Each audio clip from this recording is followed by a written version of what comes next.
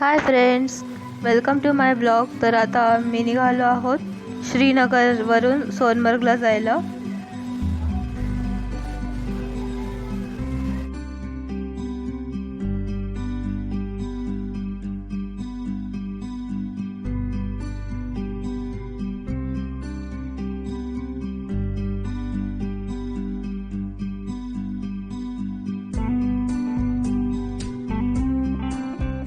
मला तिथे नाश्ता करायला थांबल्यावरती दिसलं एक माउंटेन, जिथे स्नो होती म्हणून मी त्याची शूटिंग केली. वापस निघालो तर आम्ही सोनमर्गला जायला. मग तिथे आम्ही सँडविच आणि पराठा घेतला होता.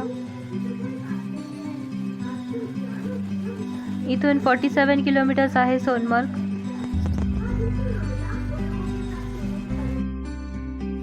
आम्ही सकाळीच निघालो होतो श्रीनगरवरून. जर आम्हाला 11 किंवा 12 वाजले असते निघायला तर आम्हाला ट्रॅफिक भेटली असते. खूप ट्रॅफिक होती नंतर, पण आम्हाला जाताना ट्रॅफिक नव्हती. सोनमर्गला येताना ट्रॅफिक होती, खूप ट्रॅफिक होती. यायला आम्हाला रात्र झाली. मध्ये एक घाट होता, त्याचं रोडचं वर्किंग सध्या पण चालू होतं. हे आहे सोनमर्ग विलेज.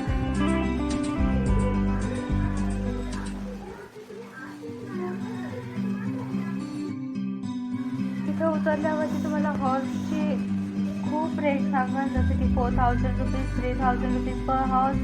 पण आम्ही थोडेसे पुढे आल्यावरती आम्हाला हॉर्सची रेट लावली होती 1000 रुपीज पर हॉर्स, आणि ते पण फुल ग्लेशियरपर्यंत. आणि वेटिंग चार्जेस सुद्धा घेते ते 500 रुपीज. जर तुम्हाला हॉर्सवरती बसून फोटोशूट करायचं असेल तर ते पण करून भेटेल तुम्हाला, पण त्याचे पण वेगळे चार्जेस असेल. 500 रुपीज त्याचे सुद्धा आहेत. तर इथे एका मूवीची शूटिंग झाली होती, ज्याचं नाव होतं सत्य पे सत्ता.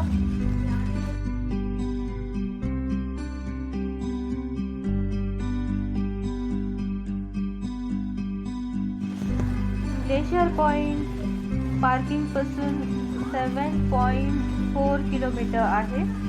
जर तुम्हाला 0 पॉईंटला जायचं असेल तर तुम्ही 0 पॉईंटला सुद्धा जाऊ शकतात, पण तिथे जायला बॅटरीच्या कार यूज होतात, ज्याचे चार्जेस तुम्हाला पडतील 3000 रुपीज पर पर्सन.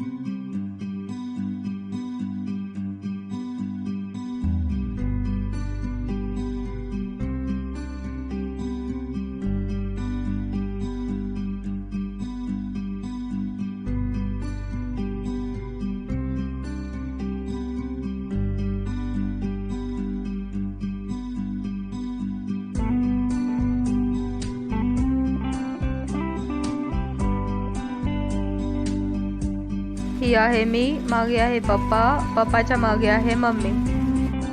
आम्ही तिथे पोहोचल्यावरती गमबूट्स घेतले रेंटवरती, ज्याचे चार्जेस होते 100 रुपीज पर पेअर.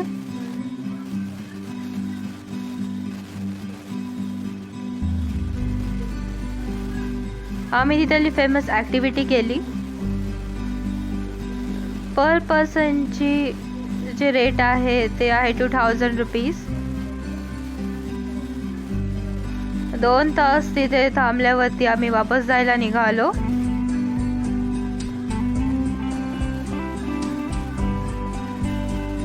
ही आहे माझी छोटी बहीण.